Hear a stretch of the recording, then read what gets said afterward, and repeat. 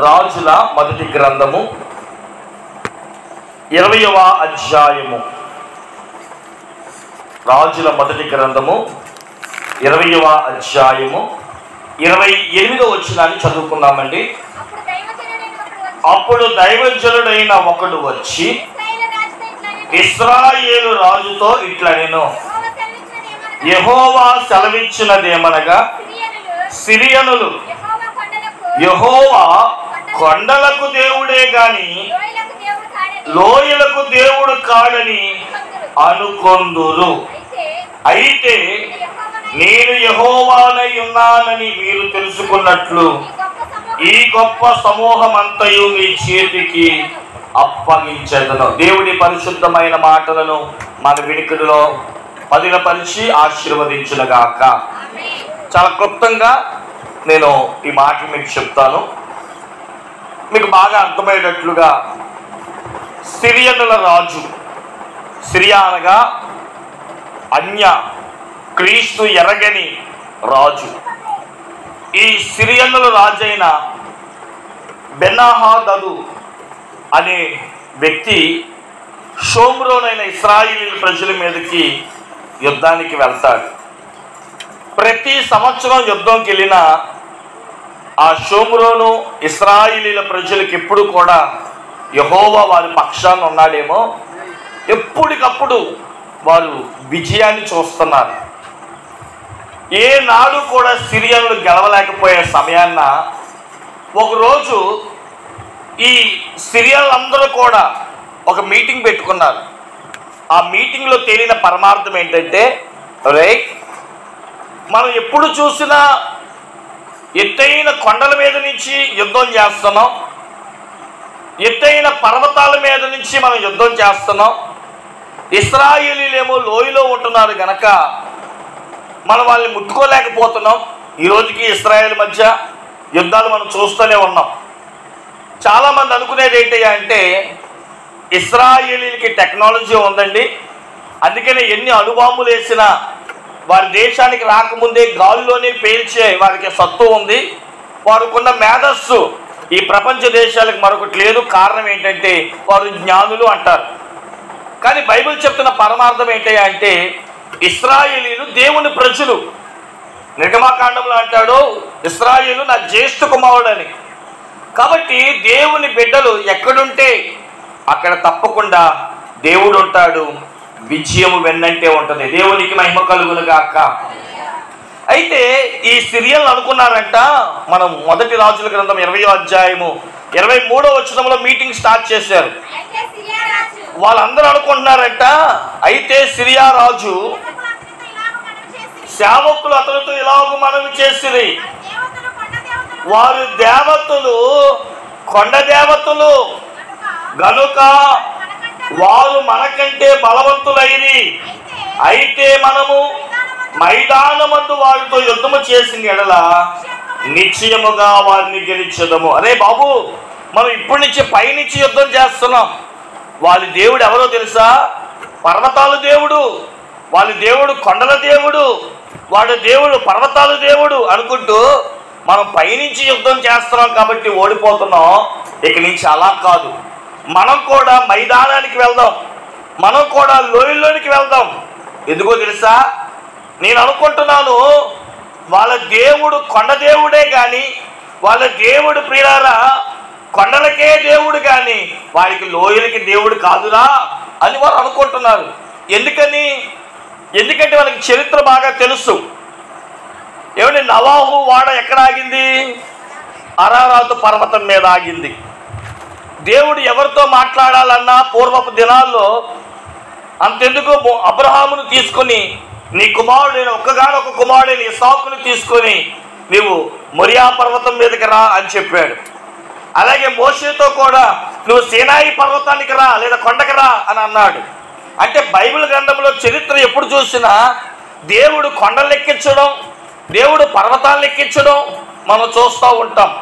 అలాగే నిర్గమాకాండం 17వ అధ్యాయంలో కూడా రెఫాదీలు వచ్చినప్పుడు వాళ్ళతో యెహోషువను యుద్ధము చేయమని మోషే మట్టిగా ఆ పర్వతం మీదకి ఎక్కి 2 చేతులు పైకెత్తి ఏం చేస్తున్నాడంటే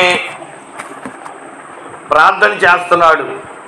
కాబట్టి చరిత్ర కలిగిన ఈ అన్యజనులైన సిరియనులు అన్య జాతి రాజులు ఏమనుకుంటున్నారంటే, అరే వీళ్ళ దేవుడు కొండలకే పరిమితం. ఎప్పుడైనా చరిత్రలో లోయలో దేవుడు తోడుగా ఉన్నట్లుగా నువ్వు చదివావా?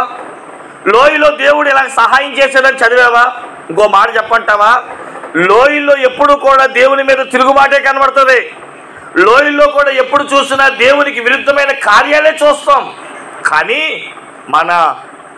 నేను గమనించింది ఏంటయ్యా అంటే, ఆ ఇశ్రాయేలు దేవుడైన యెహోవా అనేవాడు ఉన్నాడు చూడండి, ఆయన కొండలకే దేవుడు కానీ లోయలకి దేవుడు కాదు. ఈరోజు కూడా మన భారతదేశం ఏమనుకుంటుంది, యేసు ప్రభు అంట అమెరికా దేవుడే కానీ మన దేవుడు కాదు అనుకుంటుంది.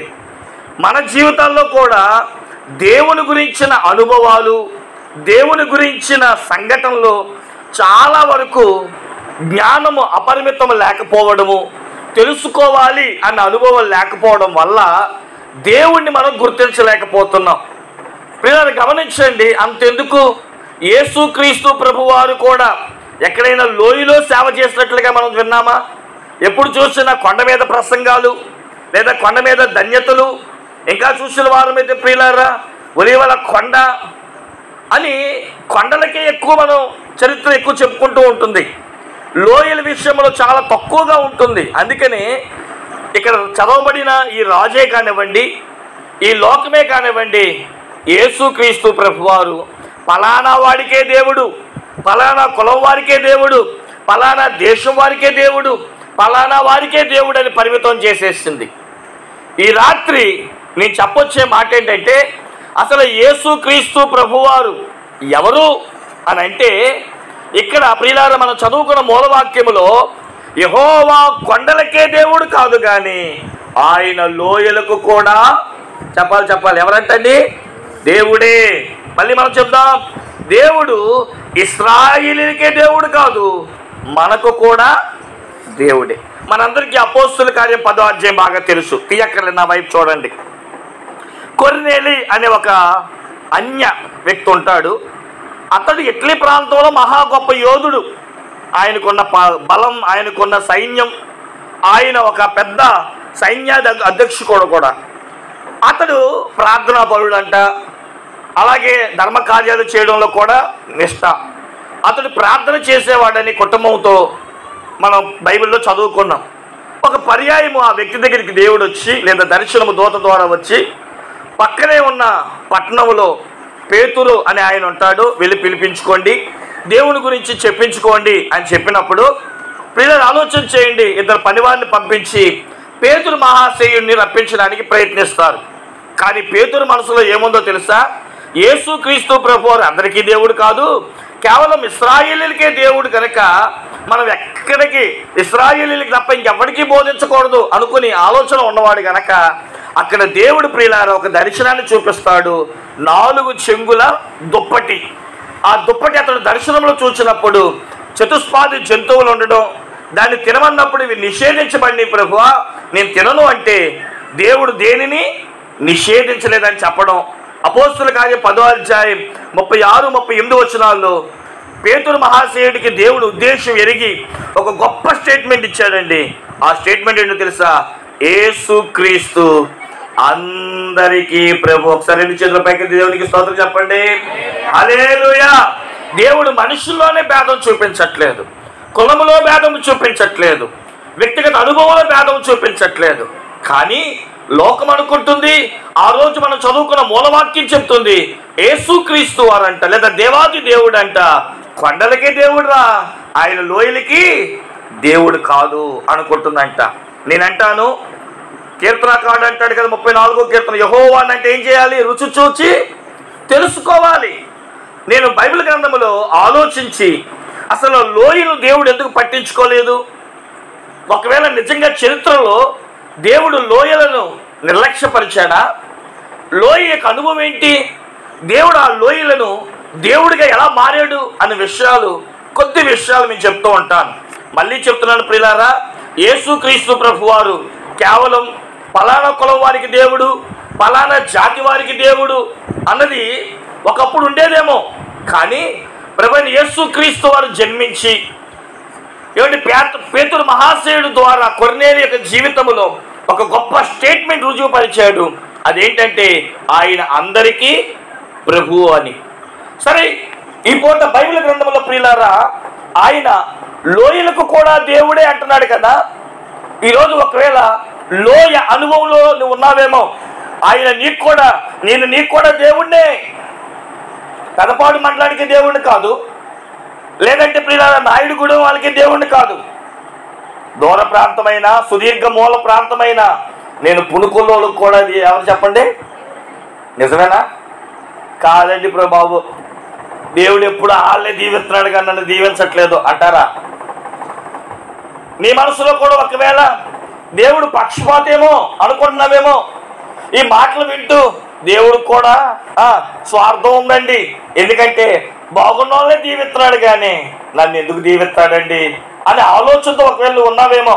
అందుకనే ఈరోజు ప్రభు నేను దేవుని సన్నిధిలో మోకరించి ప్రార్థన చేసుకుంటూ, ప్రభువా కొండలకి దేవుడేంటి నువ్వు, ఎందుకు ఆ రోజు ఆ సిరియా రాజు ఎందుకు అలా భావించాడు? ఆయన కొండలకే దేవుడు కానీ లోయలకు దేవుడు కాదని ఎందుకన్నాడు? అసలు లోయలో ఉన్న వారి స్థితి ఎలా ఉంది, వాళ్ళకి దేవుడికి ఎలా మారాడు అని ఓ 2-3 విషయాలు మేము ముందు పెట్టి, నేను కూడా మిమ్మల్ని ఇబ్బంది పెట్టను, మిమ్మల్ని నేను ఇబ్బందికర పరిస్థితి రానివ్వను, సరదాగా మాట చెప్పుకుందాం. ప్రియమైన దేవుని బిడ్డలారా, ఈ ఆకులు లేదా స్టోనేజ్ అంటే ఇది పళ్ళు, ఇది తినదగినవి అని తెలియని ఏమనాలంటే ఏన్షియంట్ నరమాంస భక్షకులు, లేదంటే పూర్వ జాతి ప్రజలు, మరి దాన్ని ఏమంటారో నాకు అంతగా అర్థం కావట్లేదు. కానీ వాళ్ళు ఎవరయ్యా అంటే వండుకోవడం రాని రోజులు, నిప్పి కనిపెట్టని రోజులు. మీకు బాగా చెప్పాలంటే వాళ్ళు ఏమంటారండి, ఆదివాసి. రైట్, బాగా చెప్పారు. ఇంగ్లీష్ ఎక్కువైపోయి తెలుగు మర్చిపోతున్నాను అనమాట.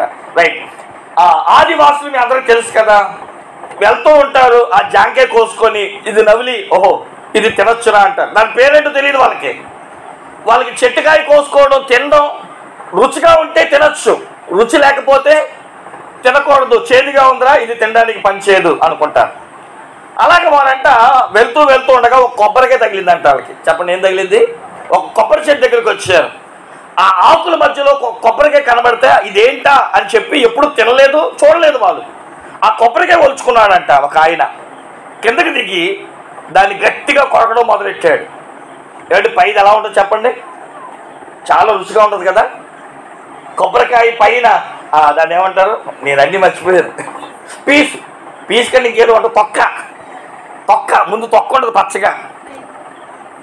ఆలోచన చేయని ప్రియులారా, ఈ కొబ్బరికాయ యొక్క తొక్కని గట్టిగా కొరికి దాన్ని గట్టిగా లాగాడంట. అరే బాబు ఇది వగరగా ఉంది, ఇది తినటానికి పని చేయదు అనుకున్నాడంట. అది పడేసిన తర్వాత కొంతసేపు రెండో వాడు వచ్చాడు. ఆ పీకేసిన ఆ తొక్కని తర్వాత ఇదేంటి నా మొదటోడు మంచి పండు తిని ఉంటాడేమో అని ఆలోచించేతో వాడి వెనకాల ఉన్న పీసు గట్టిగా కొరకడం మొదలెట్టాడంట. ఎలా ఉంటుందండి? చప్పగా ఉందంట. ఇది తింటానికి పనిచేయదని రెండో వాడు వెళ్ళిపోయాడంట. మొదటోడు తొక్క తీసాడు, రెండో వాడు పీసు తీసాడు. ఇక మూడో వాడు వచ్చాడు, ఆ కొబ్బరికాయని టెక్కతో ఉంటే గట్టిగా కొరికాడంట. ఎలా ఉంటుంది? ఇది తింటానికి పనిచేయదు, ఇది రాయా అనుకున్నాడంట వాడు. ఆలోచన చేయండి, ఇది తింటానికి పనిచేయదని అక్కడ పడేసి వెళ్ళిపోయాడంట. నాలుగో వాడు వచ్చాడంట, దాని వెనకాల ఏమంటాయి 3 కళ్ళ, ఆ 3 కనులు తన దగ్గర ఉన్న గోరులతో గీకడం మొదలెట్టాడు. అది బెచ్చం పడింది, నీళ్ళు చిమ్మిని ఏంటా అని చెప్పి తాగడం మొదలెట్టాడు. యమా రుచిగా ఉన్నాయి, గట్టిగా నేలకేసి కొట్టాడు. అందులో ఉన్న తెల్లని పదార్థం అతడు తిని ఇది తింటానికి పనిచేస్తుందని చెప్పి గబగబా చెట్టెక్కి ఒక గెల కోసాడంట. ఆలోచన చేయని ప్రియులారా, ఆ గెల కోసి భుజం మీద పెట్టుకొని ముందుకెళ్ళడం మొదలు పెట్టాడు. అతడు కొంత సమయం ముందుకెళ్ళిన తర్వాత మొదటోడు, రెండో వాడు, మూడో వాడు ఎదురొచ్చాడంట. రే నేను దీనిపైన తొక్క తిన్నాను, ఇది తింటాకి పనిచేయదు అన్నాడంట మొదటోడు. ఒరే నేను దాన్ని పీసు తిన్నాను, ఇది తింటాకి పని చేయదు. మూడవదంట, ఒరే ఇది రాయిరా, ఇది తింటాకి పనిచేయదు. అప్పుడు ఆ నాలుగో వాడంట, ఆ తొక్క తీయించి, ఆ పీచు తీయించి, ఆ రాయి లాంటి ఆ కొప్ప డిప్పను తీయించి అందులో ఉన్న మధురమైన దాన్ని తాగించేటప్పటికి వాళ్ళు అనుకున్నారంట, అయ్యో ఎంత మధురమైన దాన్ని మేము విడిచిపెట్టామా. ఈరోజు ప్రియులారా, ఈ లోకం కొన్ని కప్పెట్టేస్తుంది యేసుక్రీస్తుని గురించి. ఆయన గురించిన చరిత్ర, ఆయన గురించిన అనుభవాలు మనం చెబుతా ఉంటే కులమనో మతమనో ప్రాంతీయ భేదమనో ఏమండి అన్య జాతి దేవుడనో ఏదో ఒక పేరు చెప్పి యేసుక్రీస్తుని మభ్య పెడుతున్నాడు. కానీ దాన్ని రుచి చూచిన వాడికి, ఆయన మాధుర్యాన్ని అనుభవించే వాడికి అసలైన అనుభవాన్ని పొందుకుంటాడు. దేవునికి స్తోత్రం చెప్పండి. మనమందరం ఎందుకండి 3 రోజుల తర్వాత కూడా వచ్చి కూర్చున్నాం? మీరందరూ ఏం తిన్నారు చెప్పండి? పక్క తిన్నాం కదా, పీసు తిన్నామా, రాయి తిన్నామా? చెప్పండి, ఏం తిన్నాం మనం? మధురమైన, క్షీరమైన, ఏడు రుచికరమైన చక్కటి కొబ్బరిని మనం తిన్నాం. అందుకని రుచి చూచిన మనము ఆయన ఏం చేయలేకపోతున్నాం, విడిచిపెట్టలేకపోతున్నాం. అయినప్పటికీ ఇన్ని చెప్పినా మీలో కొంతమందికి కొన్ని ఆలోచనలు, కొన్ని సందేహాలు ఉంటాయి. అలా కాదే పాస్టర్ గారు, మీరు ఎన్నైనా చెప్పండి, యేసుకు కూడా పక్షపాతం ఉందండి. ఎందుకంటే దీవించేవాడినే దీవిస్తున్నాడు, నన్నెక్కడ దీవిస్తున్నాడు అనుకునే ఆలోచన ఉంటే, ఇదిగో ఈ లోయ అనుభవాల్లో నువ్వు ఉన్నావేమో. ఈ లోయ అనుభవాల్లో నుండి ఈరోజు దేవుడు చెప్తున్నాడు, నేను కొండలకే దేవుణ్ణి కాదు, చెప్పాలి లోయలకు కూడా దేవుణ్ణి. మీ ముందు కొన్ని లోయలు పెట్టి నేను ముగించేస్తాను. చదవండి కీర్తన గ్రంథము 84వ కీర్తన 6వ వచనాన్ని చదువుకుందాం. వారు బాకా లోయలో పడి వెలుచు వాటిని జలమయముగా చేయుదురు. చాలండి. ఆ తొలకరి వాన దానిని దీవెనలతో కప్పెను. వినండి ప్రియులారా, మొదటి లోయ పేరేం చెప్పండి? బాకాలోయ. బాకాలోయ అంటే మాకేం తెలుసు పాస్టర్ గారు అంటారా? ఆది కాండము 38వ అధ్యాయం 8వ వచనం.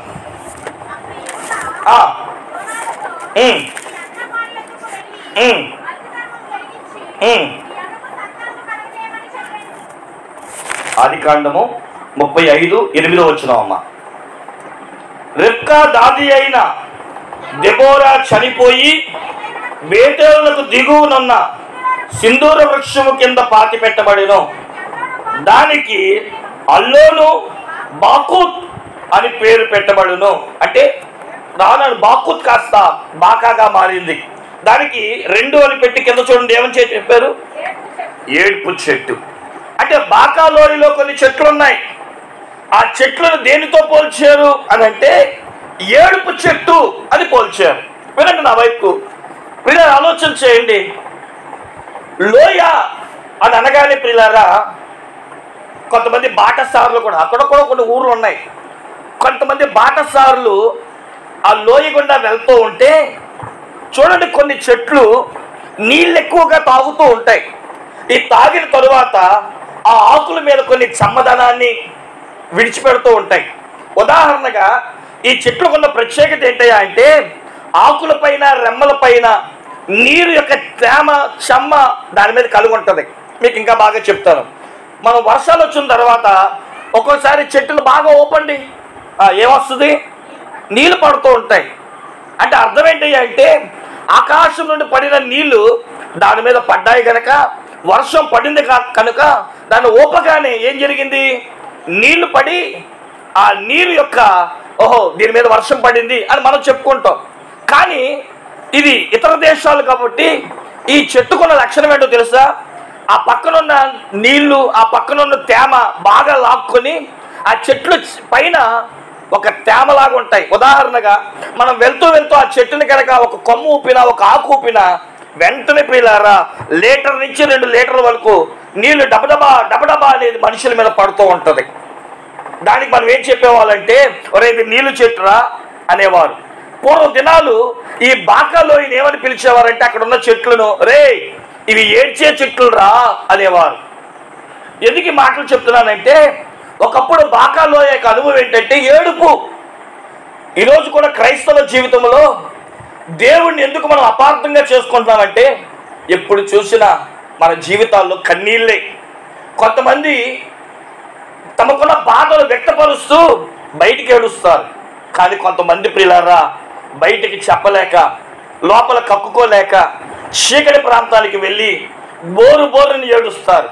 ఎందుకంటే తమకున్న సమస్య బయటికి నలుగురికి చెప్పుకోలేనిది, తమకున్న సమస్య బయటతో ఎవరితో పంచుకోలేనిది, కట్టుకున్న భర్తతోనూ లేదా కన్న బిడ్డలతోనూ చెప్పుకోలేని పరిస్థితి. ఈరోజు కూడా ఒకవేళ ఈ వాక్యం వింటూ, అయ్యా ఆ రాత్రి ఆ పరిస్థితి నాదయ్యా, ఈ రాత్రి మీ వాక్యం వింటుండగా ఆ పరిస్థితి మాదేనయ్యా అని ఒకవేళ వాక్యం ద్వారా నువ్వు గ్రహించిన వాడువైతే, ఎందుకో పరిశుద్ధాత్మ దేవుడు ఈ మాటలు నీ దాకా తీసుకొచ్చాడు. అమ్మా, నువ్వు కన్నీళ్లు కారుస్తూ ఉంటే నేను నిన్ను చూడలేదు అనుకుంటున్నావేమో, నువ్వు కన్నీళ్లు కారుస్తూ ఉంటే నేను నిన్ను పట్టించుకోలేదు అనుకుంటున్నావేమో. ఒకసారి బైబిల్ గ్రంథాన్ని తెరిచి చూడమ్మా. యెషయా గ్రంథము 60వ అధ్యాయము 20వ వచనము. యెషయా గ్రంథం, నీ సూర్యుడికను అస్తమింపడు, నీ చంద్రుడు క్షీణింపడు, యెహోవాయే నీకు నిత్యమైన వెలుగుగా ఉండును, నీ దుఃఖ దినములు సమాప్తమగును. దేవునికి మహిమ కలుగును గాక. ఒకవేళ ఎవరైనా పలకరించిన, అమ్మా ఎలా ఉన్నావు అంటే, బానే ఉన్నానయ్యా అనేదానివేమో. ఇంకొంచెం చదువు చూసుకొని, అబ్బాయి ఎలా ఉన్నాడమ్మా, అమ్మాయి ఎలా ఉందమ్మా, పిల్లలు బాగా చదువుకుంటున్నారమ్మా, ఇంట్లో పరిస్థితి బాగానే ఉందమ్మా అని ఇంకొంచెం ఒక 5 నిమిషాలు మాట్లాడి చూడండి. మొదటేమో బాగానే ఉన్నానని చెప్పేది, తర్వాత తన కష్టం అంతా వెళ్ళబుచ్చుకుంటూ ఉంటుంది. తమకు దుఃఖాలు, తమకు కలిగిన క్షీణింప స్థితి అన్నీ చెప్పుకుంటూనే ఉంటుంది. అందుకని దేవుడు అన్నాడు, యెహెజ్కేలు వెళ్ళి నా ప్రజలకు చెప్పు, సంతోషిస్తూ ఉంటే దేవుడు సంతోషించే వారికి దేవుడేమో అనుకుంటున్నారు. ఈ పులుకొల ప్రాంతంలో ఇదిగో ఈ 3 దినాలు సభల తర్వాత నన్ను ఆరాధించారే, నన్ను స్తుతించారే, కొండలకే దేవుడు అనుకుంటున్నారు. నేను లోయలకి దేవుడినే, సంతోషించే వారికి దేవుడు అనుకుంటున్నాడు, బాధపడే వారికి కూడా నేను దేవుణ్ణే. దేవునికి మహిమ కలుగును గాక. ఎందుకో తెలుసా? ఆయనే. చదవండి ప్రకటన గ్రంథం 7వ అధ్యాయం. ప్రకటన గ్రంథము 7వ అధ్యాయము 17వ వచనం. ఏలయనగా సింహాసనం మధ్య నుండి గొర్రెపిల్ల వారికి కాపరి అయి జీవ జలముల బుగ్గ యొద్దకు వారిని నడిపించెను. దేవుడే వారి కనుల నుండి ప్రతి బాష్ప బిందువును ఎవరు తుడుస్తారంట? మేము వచ్చి మిమ్మల్ని తొడలేం. మీ భర్త నీ కన్నీళ్ళు తొడవలేడు, కట్టుకున్న బిడ్డలు నీ సమస్య తీర్చలేరు. నీ కన్నీళ్లు తుడిచి, నీ కన్నీళ్లకు ఓదార్పునిచ్చి, నిన్ను హత్తుకొని నీకంటూ ఎవరైనా ఉన్నారా అంటే ఎస్, ఈ రాత్రి అది చెప్పడానికి దేవుడు నన్ను పంపించాడు. ఏడుస్తూ ఒకవేళ నా బాధలకి ముగించవా, నా కన్నీరికి ముగింపు రాదా, నాకంటూ ముగింపు లేదా, ఎన్ని రోజులు ఈ బాధలు, ఎన్ని రోజులు ఈ దుఃఖాలు అంటూ ఒకవేళ విలపిస్తున్నావేమో, నా దేవుడు ఈరోజు తన మాటను నా నోట నుంచి పంపిస్తున్నాడు. ప్రతి బాష్ప బిందువును ఇది మొదలుకొని నేను తొడవబోతున్నాను. దేవునికి మహిమ కలుగును గాక. ఈ రాత్రి దేవుడు మీ నోటి నిండా నవ్వించును గాక. ఎందుకమ్మా అంతగా అందరూ బాగా చెప్పుకున్నారు అంటే, ఇప్పుడు దాకా ఏడుస్తున్నారా, విలపిస్తున్నారా, బాధిస్తున్నారా, చెప్పుకోలేకపోయారా? కానీ ఒక్క మాట, దేవుడు ఈ మాట అయ్యగారే కనుక ఫోన్ చేయకపోతే ఈ సందేశం ఈదులకొండ ప్రాంతానికి వెళ్ళి చెప్పేవాడిని. ఎక్కడికి వెళ్ళి చెప్పేవాడిని? నేను దేవుడి ప్రియులారా ఆల్రెడీ దేవుడి వాక్యాన్ని సిద్ధపరచుకొని అలా బయటకు వచ్చాను. వెంటనే మా ప్రియులు బాబురావు గారు ఫోన్ చేసి, అయ్యా ఈదులకు పులుకులు వస్తారా అని అన్నారు. అయ్యా ప్రార్థన ఉంది అనుకునే లోపు మా పక్కనే మా మిస్సెస్ ఉంది. అమ్మాయి వెళ్తావా అంటే, వెళ్తానండి, మీరు పులుకులు వెళ్ళండి అన్నారు. ఎందుకో విచిత్రం, అక్కడెవరో బాధపడలేదేమో, అందుకని దేవుడు ఎక్కడికి పంపించారు చెప్పండి? ఈదులకొండ వెళ్ళాల్సిన వాక్యం పులుకులు వచ్చింది. దేనికి చదువుతారా? దినవృత్తాంతం 2వ గ్రంథం 36వ వచనం. ప్రతిదీ కూడా వాక్యమే. 2 దినవృత్తాంతముల గ్రంథం 36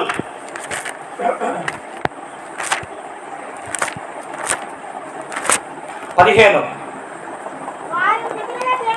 వారి పితరుల దేవుడైన యెహోవా తన జనుల యందును తన నివాస స్థలమందును కటాక్షము గలవాడే వారి యొద్దకు ఎవరినే ఎవరా దూత కొంతమంది గట్టిగా చెప్పాలా వద్దా? నేనే ఆ దూత. స్తోత్రం చెప్పండి. దేవుడు మిమ్మల్ని ప్రేమించి మీకోసం కటాక్షం ఇచ్చి ఏ శారమ్మో ఎల్లమ్మో పుల్లమ్మో ఒకరు ఉంటే క్షమించాలి, ఆలోచన చేయడు ప్రియులారా. ఏడుస్తుందయ్యా ఏడ్చుకెళ్ళు, వెళ్ళి చెప్పు. బాకాలో ఇలా పరిస్థితి, కొండలు చూసి నవ్వేవాడిని చూసి డాబాలో ఉన్నవాడిని చూసి వాళ్ళేంటి అలా ఉన్నారు, నేనేంటి ఇలా ఉన్నాను అనుకుంటుంది. ఇలావుడికి చెప్పు, నేను కొండలకే దేవుణ్ణి కాదు, లోయలలో ఉన్న వారికి కూడా నేను దేవుణ్ణి. దేవుడికి మహిమ కలుగును గాక. పాడాలి ఉంది కన్నా పాటలు. కొండలలో లోయలలో ఎడారులలో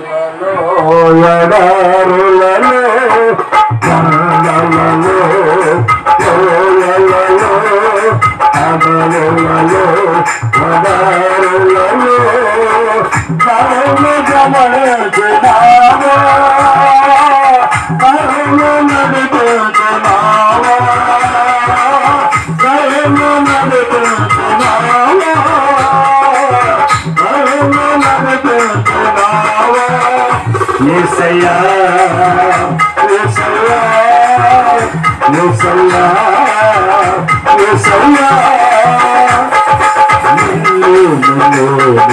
చల్లతోనయ్యా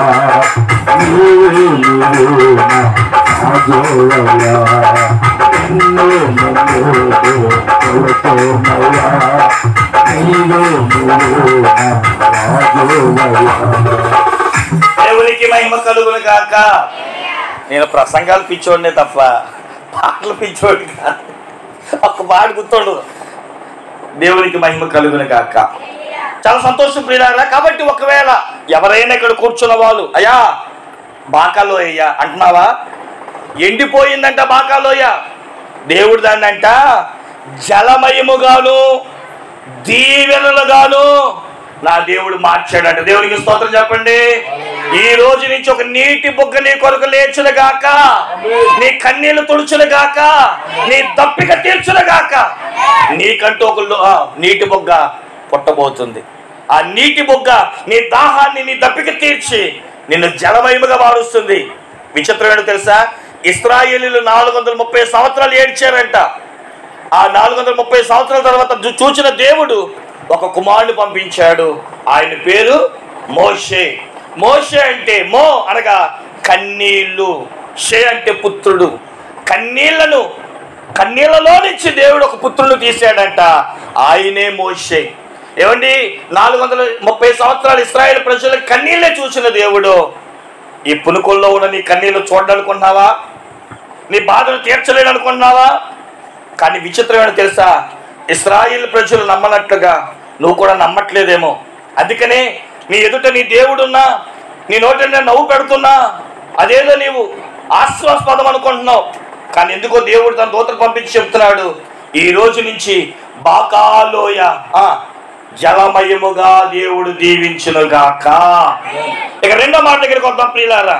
రెండో మాట మన దగ్గరికి వద్దాం. కీర్తనా గ్రంథం 23వ అధ్యాయం 4వ వచనం. గాఢాంధకారపు లోయలలో నేను సంచరించినను ఏ అపాయమునకు నేను భయపడను. ఇక రెండో లోయ కనబడుతుంది, గాఢాంధకారపు లోయ. గాఢాంధం అంటే నేను చెప్పక్కర్లా. చీకటి బ్రతుకు, త్రాగుడు, జోదం, వ్యభిచారం, సినిమాలు, షికారులు, ఇవన్నీ చీకటి సంబంధించినవి. ఇవి చేయాలంటే దీనికి చీకటి కావాలి. వ్యభిచారం చేయాలన్న చీకటి, త్రాగాలన్న చీకటి. ఇప్పుడు గవర్నమెంట్ నిషేధించిందంట. ఏ పొలాల్లో చూస్తా ఉంటే అక్కడక్కడ లైట్లు కనబడుతున్నాయి. ఏంట్రా అని ఆగు చూస్తే 90 తెచ్చుకొని తాగుతున్నారు. వాళ్ళు ఎక్కడ తాగుతున్నారు ఏంటంటే, ఏమండి మేము చీకట్లోనే చేయాలి కానీ వెలుగులో చేయడానికి అవకాశం లేదని చెప్తున్నారు. ఒకవేళ ఇక్కడ కూర్చున్న మీనా జీవితంలో కూడా ఇలాంటి పరిస్థితులు బాధపడుతున్నారేమో. భర్త మారక, బిడ్డల మారక, పరిస్థితులు తలక్రిందులవుతూ చీకటి చీకటి చీకటి, నీ బ్రతకంతా చీకటిమయమైపోయింది. ఆ రోజు కూడా ప్రియులారా, యెషయా గ్రంథం 9వ అధ్యాయం 1వ వచనంలో మనం చూస్తే ప్రియులారా, చీకట్లో ఉన్న ప్రజలంట ఆశ్చర్యకరమైన ఒక వెలుగును చూశారంట. దేవునికి మహిమ కలుగును గాక. అదే 23వ కీర్తన 1వ వచనంలో అంటున్నాడు, యెహోవా నా కాపరి, నాకు ఏమీ అసలు ఏ కొదువా లేదంట. నిజంగా ఈరోజు ప్రియులారా, మనుషుల్ని కాపరిగా చేసుకుంటున్నావు, అన్నదమ్ముల్ని కాపరిగా చేసుకుంటున్నావు, అందరినీ నమ్ముతున్నావు, కానీ ఎందుకో యేసేని నమ్మలేకపోతున్నావు. ఒకసారి అండి, మా నాన్నగారు ఇప్పుడు స్వర్గీయులు అయ్యారు. ఒక 20 సంవత్సరాల క్రితం, ఇంచుమించు 1992లో మేము యేసుక్రీస్తుని తెలుసుకున్నాం. అంతవరకు మేము అన్యుల కుటుంబమే. మా నాన్నగారు విపరీతంగా మందు తాగేవారు, విపరీతంగా సిగరెట్లు కాల్చేవారు. మా నాన్నగారు అన్నారు, ఏ దేవుడైనా రాని నన్ను తాగుడు మానిపించలేడు, సిగరెట్ ఆపించలేడు. ఎందుకో ఏమో తెలియదు, కానీ కొంతకాలానికి మందు అయితే మానేశాడు. కానీ సిగరెట్లు మట్టుగా నేను మానను, ఏ దేవుడు వచ్చినా నేను మానను అంట మొదలెట్టాడు. ఇక మేము కూడా తాగుడు మానడు, సిగరెట్లు మానడులే, ఇక ఈ జీవితం ఎంతేనేమో అనుకున్నాం. కానీ యేసుక్రీస్తు ప్రభువారు పరిచయం అయిన తర్వాత మేము ఎన్ని చెప్పినా మా నాన్నగారు మారేవారు కాదు. చర్చికి వెళ్ళేవాడు మా నాన్నగారు, మళ్ళీ వచ్చి తాగేసేవాడు. ఏమండి, కార్యక్రమాలకి వెళ్ళేవాళ్ళం, దైవ సన్నిధిలో ఉండేవాళ్ళం, ప్రార్థించేవాళ్ళం, ప్రార్థనే, మందే. దేవుడి దగ్గర ఏడ్చేవాళ్ళు, ప్రభువా మా నాన్నగారు మారట్లేదు ప్రభువా అని చెప్తే, ఒక రోజండి మా నాన్నగారు కలగన్నారంట. ఆ కలలో సిగరెట్ని తీసి దేవుడు అంట అందులో ముంచి ఇప్పుడు కాల్చు మోహన అన్నారంట. మా నాన్నగారి పేరు మోహన్ రావు. మా నాన్నగారు ఇందులో ముంచేస్తే నేను ఎవరు తాగుతారు అని చెప్పి ఆ రోజు నుంచి సిగరెట్ ముట్టుకోలేదు. దేవునికి స్తోత్రం చెప్పండి. కొంతమందికి ప్రియులారా, మనుషులు చెబితే ఎక్కువ, కొంతమంది బుజ్జగిస్తే వినరు. ఎవరు చెప్పాలి? ఏమంటే యేసేపు తల్లి అయిన మరియను గురించి ఎన్ని విన్నా, ఆమెను ఒకవేళ ఎన్ని అనుకున్నా రహస్యముగా విడనాడాలనుకున్నాడు. కానీ ఎవరు చెప్పారంట? ఆ రాత్రి స్వప్నమందు దేవదూత కనబడి, యేసేపు మరియ గర్భవతి అయినది, తండ్రి అయిన దేవుని వల్ల కనుక ఆమెను నువ్వు చేర్చుకో అన్నప్పుడు ఆ రోజు నుంచి మరియను చేర్చుకున్నాడంట. దేవునికి మహిమ కలుగును గాక. ఎందుకు ఈ మాట తన దాసునాడు చెప్తున్నాడు?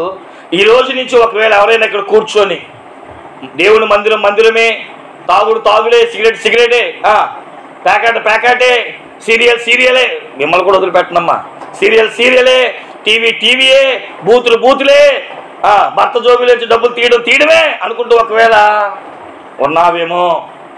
నా దేవుడు చెప్తున్నాడు, ప్రియమైన దేవుని బిడ్డలారా, ఈ రోజు నుంచి మీ బ్రతుకులు ఆశ్చర్యకరమైన వెలుగులు చూడబోతున్నారు. దేవునికి స్తోత్రం చెప్పండి. హల్లెలూయా. టెక్నాలజీ మారిపోయింది.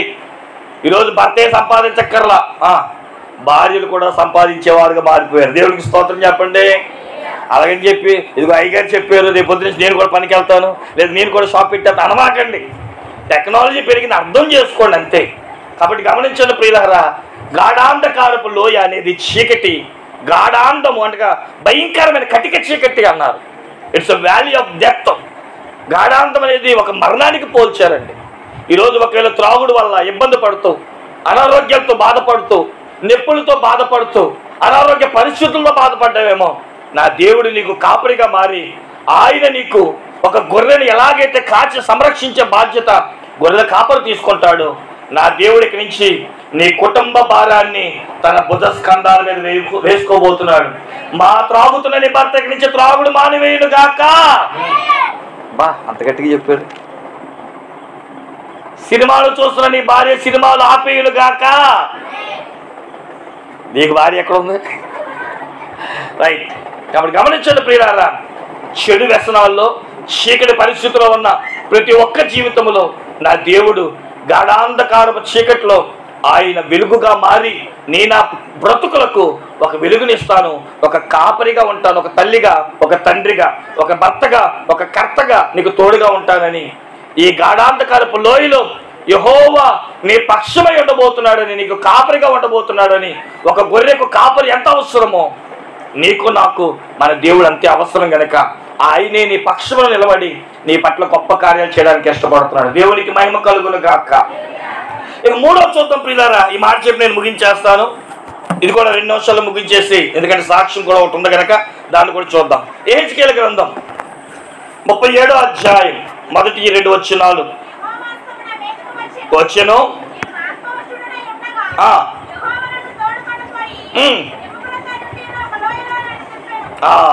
ఇక్కడ దాని కింద చదివితే ఎముకల లోయ, ఎండిన ఎముకల లోయ అంట. చెప్పండి, ఏ లోయ అది?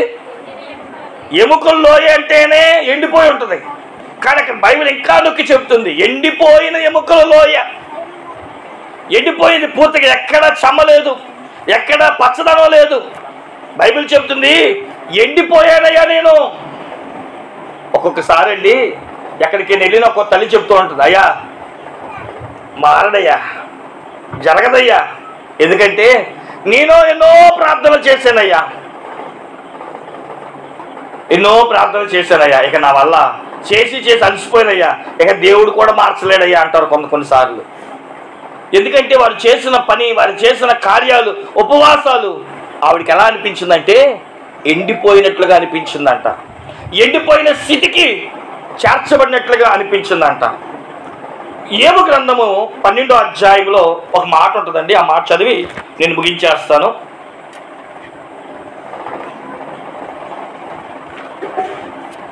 యోబు గ్రంథము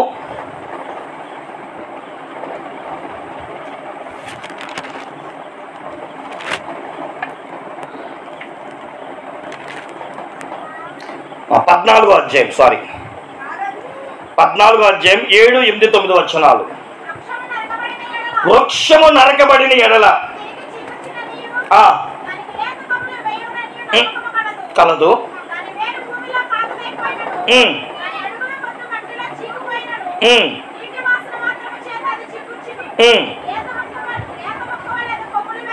వినండి. ఈరోజు మనకు ఒక చెట్టు కనబడుతుంది. ఇది మా బాబురావు గారి తండ్రి గారు వేశారని నాకు చాలాసార్లు చెప్పేవారు. తాతగారు ఒకవేళ ఇప్పుడు బాగానే పచ్చగా ఉంది, దేవునికి స్తోత్రాలు అవ్వకూడదని కోరుకుంటున్నా. ఒకవేళ ఎందుకంటే ప్రతిదానికి వయసు ఉంటుంది కాదన్న మనం అందరం కూడా. ఒకవేళ ఇక్కడ చెట్టు లేదనుకోండి, మీ మనవడో మనవరాలో లేదా ముందు మనవడో ఇక్కడ తీసుకొచ్చి అరే నాన్న ఇక్కడ చెట్టు ఉండేదిరా అనేవాడు. అదే అన్నాం అనుకో, ఏది? కొన్నిసార్లు చూడండి చెట్లు, ఇళ్ళు అన్నీ మారిపోతున్నాయి టెక్నాలజీని బట్టి. ఒకసారి అంట ఒక రోడ్డు మీద ఒక చెట్టు అడ్డం వచ్చిందంట, దాన్ని నరికేశారు, ఏరులతో సహా నరికేశారు. ఇక ఈ మొద్దుండిపోయిందంట నీటిలో, అంటే ఆ భూమిలో. చాలామంది అనుకుంటున్నారట, అరే ఇక్కడ చెట్టు ఉండేదిరా, ఈ చెట్టు నీడలో మేము కూర్చునే వాళ్ళరా, ఈ ఎండ వచ్చినప్పుడల్లా మేము నలుగురు ఈ చెట్టు కింద ఉండేవాళ్ళరా. అక్కడ వచ్చిన కొత్త వాళ్ళు అంటారు, ఏది చెట్టు ఏది? అరే నరకబడిందిరా, ఇప్పుడు చూపించమంటే ఎలా చూపిస్తాం అని. అంటే నరకబడిన చెట్టు కంటికి కనబడదు. అందరం ఏమనుకుంటామంటే చెట్టు ఉండేది అనుకుంటాం. కానీ విచిత్రం ఏంటి తెలుసా? ఆ భూమిలో ఉన్న మొద్దు కంట భూమిలో కొంచెం నీటి ప్రవాహం తగిలిందంట. ఆ నీళ్లు ఎప్పుడైతే ఆ చెట్టు మొద్దుకు తగిలిందో అది పీల్చుకోవడం మొదలుపెట్టింది.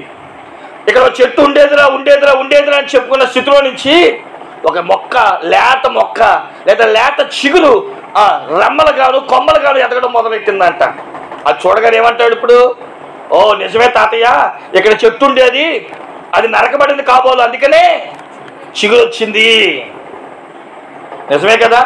నీటి ప్రవాహం ఒక చెట్టుకు ఎలాగైతే చిగురిస్తుందో, ఎండిపోయిన మొద్దైన నీటి వాసన తగలగానే ఎలాగైతే చిగురిచ్చిందో, నీ నా జీవితంలో ప్రార్థించి ఎండిపోయావేమో, భర్తను చూసి ఎండిపోయావేమో, పరిస్థితులు చూసి ఇది జరగదనుకుంటున్నావేమో. ఈరోజు దేవుడు చరిత్ర మార్చే రోజు. నీ నా బ్రతుకులు ఎండిపోయి ప్రార్థించి ప్రార్థన కూడా ఆపేశావు. నిజంగా చెప్తున్నానండి, 2012 నా పెళ్ళయింది. 2016 వరకు మాకు పిల్లలు లేరు. పెళ్ళైన 2 సంవత్సరాల కాడి నుంచి మొదలెట్టారు ఇంట్లో, ఏమని పిల్లలు లేరు అని. మీకు చేసినట్లే పాస్టర్ గారైనా నన్ను, మా ఆవిడ్ని ఆ హాస్పిటల్కి తిప్పారు, ఈ హాస్పిటల్కి తిప్పారు, ఈ మందులు వేసుకున్నాం, ఆ మందులు వేసుకున్నాం. వేసుకొని ఇంకో 2 సంవత్సరాలు మందులు వద్దు, ఏమొద్దు, పాడొద్దు, ఎత్తే దేవుడే వాళ్ళని చెప్పి విచిత్రం ఏంటో తెలుసా, ఇంకో 2 సంవత్సరాలు ప్రార్థన చేస్తాం. ప్రార్థన చేసి మాకు పిల్లలు కావాలని అడగడం కూడా వదిలేస్తాం. ఎందుకని అప్పటికి 4-5 సంవత్సరాలు అయిపోయింది. ఇచ్చేవాడు దేవుడే అని చెప్పి దేవుడి మీద భారం వేసేస్తాం. కానీ ఒక రోజు మా ఆవు టెస్ట్ చేయించుకుంటే చెప్పండి కన్సీవ్. అది ఇప్పుడు మా అమ్మాయి నాతో పాటే వచ్చింది, నాతో పాటే ఉంటుంది ఎప్పుడు కూడా. ఎందుకు మాట చెప్తున్నానంటే ఆ పిల్లలను చూసినప్పుడల్లా నాకు మగపిల్లోడు, తర్వాత ఆడపిల్ల. ఎందుకు మాట చెప్తున్నానంటే నా జీవితంలో కూడా నాకు ఇక పిల్లలు పుట్టరు అనే పరిస్థితికి వచ్చేస్తాం. దేవుడే ఇవ్వాలి అనుకున్నాం, ప్రార్థన కూడా వదిలేస్తాం, ఎత్తే దేవుడే చూసుకుంటాడులే అని. కొన్నిసార్లు ఇక నీళ్ళు కారిపోయాం. ఇక ఎక్కడికి వెళ్ళినా అయ్యా ఎంతమంది పిల్లలు అని అడగడం మొదలెడతా ఉంటే బాధపడి ఏడుస్తూ ఉండేవాళ్ళం. కానీ ప్రార్థించో వదిలేసాం, ఇక చిరాకు వచ్చింది. కానీ ఒక రోజు ఏమైందయ్యా అంటే మేము మర్చిపోయినా చెప్పండి దేవుడు మర్చిపోలేదు. ఈరోజు నీ నా జీవితంలో కూడా అదే చెప్తున్నాడు. ఒక సేవకుడికి ఒక దూతగా మీ ముందుకు వచ్చి దేవుడు చెప్తున్నాడు, ఎండిపోయిన ఎముకల లోయలో యెహెజ్కేల్, ఆ రోజు ఆ యెహెజ్కేల్ పంపించినట్లు ఈరోజు ఈ యెహెజ్కేల్ ఇక్కడికి పంపించంటున్నాడు. నజరేయుడైన యేసు నామమున వివాహమయ్యి గర్భఫలం కొరకు ఎదురు చూస్తున్నావేమో, నా యేసయ్య నీ గర్భమును తెరుచునుగాక, నీ నోటి నిండా నవ్వించునుగాక. ప్రార్థించి అలిసిపోయిన నీ నా జీవితములో దేవుడు ఇప్పుడే కార్యము మొదలు పెట్టునుగాక. ఈ మాటలు ముగిస్తూ బాకాలోయ జలమయంగా మార్చాడు. గాఢాంధకారములో తోతగా కాపరిగా ఆయన వచ్చి నిలబెట్టి ఒక గొర్రెని కాపాడినట్లుగా కాపాడుతానంటున్నాడు. ఎముకల లోయలో స్వరాన్ని పలికించి నరములు ఎముకలు మాంసాన్ని కల్పించి గొప్ప సైన్య సమూహంగా మార్చాడు. లోయలో పరిస్థితి భయంకరమై ఉండొచ్చు, పరిస్థితులు, సంఘటనలు, అనుభవాలు ఎన్నైనా ఉండొచ్చు. ప్రతి అనుభవాలు వెనక నా దేవుడు ఉన్నాడు, తన స్వరం ఉంది, తన కార్యాలు ఉన్నాయి. తెలియని వారు అంటారండి ఆయన కొండలకే దేవుడని. ఈరోజు నువ్వు చెప్పాలి ఆయన నాకు కూడా దేవుడే. ఎందుకో తెలుసా, ఈ రోజు నుంచి కార్యాలు మొదలవబోతున్నాయి. దేవునికి స్తోత్రం చెప్పండి. నా యేసయ్య నీ కొరకు నా కొరకు కలవరశిలలో మరణించింది నిన్ను నిస్సహాయిగా ఏడుపు కొట్టడానిగా చూడాలని కాదు గనక నువ్వు నమ్మి విశ్వసిస్తే మహోన్నతుడు అయిన మా దేవానికే స్తోత్రాలు. వాక్యం ద్వారా మీరు మాతో మాట్లాడారు. కొంతమంది అనుకుంటున్నారు కొండలకే దేవుడు, గొప్ప వాళ్ళకే దేవుడు, కులానికే దేవుడు, మతానికే దేవుడు అని. ఆయన లోయలో ఉన్న వారికి దేవుడే, బలహీనలకు దేవుడే, పరిస్థితి అయోమయంగా ఉన్న వారికి దేవుడేనని నీ వాక్యం ప్రభా సెలవిచ్చారు. అనుభవాలు మా గుండా పెట్టారు తండ్రి. ప్రతి అనుభవం నీరు కట్టబడిన తోట వలె ఫలించి అభివృద్ధి కందినట్లు ప్రతి మాట స్థిరపరచి బలపరచమని మీ దాసులుగా పలికిన ప్రతి మాటను నాయన నీ బిడ్డలకు నీ కృపచేత నింపి సహాయం చేయమని యేసు క్రీస్తు వారి అతి పరిశుద్ధమైన నామమున ఈ మనవులు అడిగి వేడుకొని పొందుకొనుచున్నాము మా పరమ తండ్రి.